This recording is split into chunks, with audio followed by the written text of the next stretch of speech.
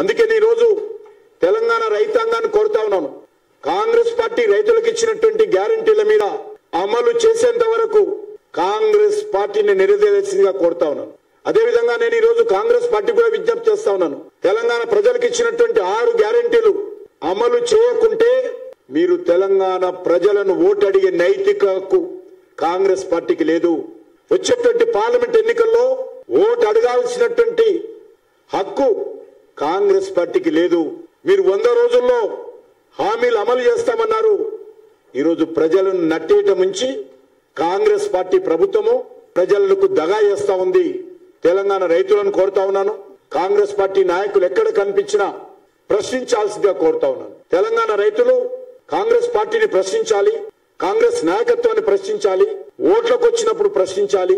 మా రుణమాఫీ సంగతి ఏంది, మా కౌలు రైతుల సంగతి ఏంది, మా రైతు కూలీల సంగతి ఏంది, మా ఎకరానికి 10,000 ఏంటి, 15,000 ఎక్కడా, మా బోనస్ ఎక్కడా, ఓ చేయి గుర్తు చెప్పు అని ప్రతి రైతు కూడా కాంగ్రెస్ పార్టీని ప్రశ్నించాల్సిందిగా తెలంగాణ రైతులకు విజ్ఞప్తి చేస్తా ఉన్నాను.